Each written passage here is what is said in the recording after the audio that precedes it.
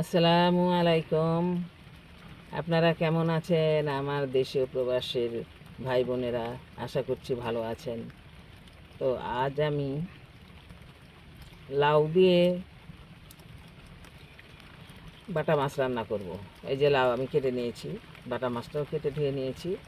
চলুন আমরা এখন রান্না শুরু করি। অন্য কড়াইয়ে তেল দিয়ে নিচ্ছি, মাছ দিয়ে নিলাম। মাছটা আমি এপিট করে লাল করে ভেজে নেব। আমি রান্না শুরু করছি। তেল দিয়ে নিলাম, পেঁয়াজ কুচি, জিরা, তেজপাতা।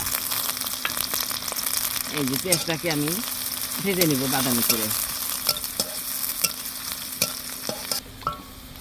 পেঁয়াজ ভাজা আমার হয়ে গেছে, এখন আমি সামান্য পানি দিয়ে নিচ্ছি জিরা বাটা, আদা বাটা, রসুন বাটা, মরিচ, বাটা মরিচ, শুকনা বাটা মরিচ, ধনিয়া গুঁড়া, স্বাদ মতো লবণ, হলুদ গুঁড়া, যাবতীয় মশলা আমার দেওয়া হয়ে গেল। এখন আমি মশলাটাকে কষিয়ে নেব। তরকারি চালানি আমার হয়ে গেছে, এখন আমি সবজি এই যে লাউ দিয়ে দিচ্ছি। লাউটাকে আমি মশলার মধ্যে কষিয়ে নিব। লাউ আংশাতে হয় না, লাউ আংশালে আবার শক্ত হয়ে যায়, যার জন্য সরাসরি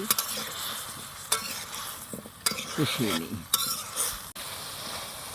হ্যাঁ, লাউ কষানো হয়ে গেল মশলার মধ্যে। এখন আমি পরিমাণ মতো ঝোল দিয়ে দিচ্ছি। তরকারিতে ঝোল দিয়ে নিলাম, এখন আমি ঢেকে দিব এবং আমাকে আরও বেশ কিছুক্ষণ রান্না করতে হবে। এই যে রয়েছে সব কিছু ওকে, এখন আমি নামিয়ে নিব। বাটা মাছের তরকারিটা হয়ে গেছে। আপনারা যদি লাউ দিয়ে বাটা মাছ না খেয়ে থাকেন, একদিন রান্না করে খেয়ে দেখবেন, ভালো লাগবে। আপনারা সবাই ভালো থাকবেন, সুস্থ ও নিরাপদে থাকবেন। আল্লাহ হাফেজ।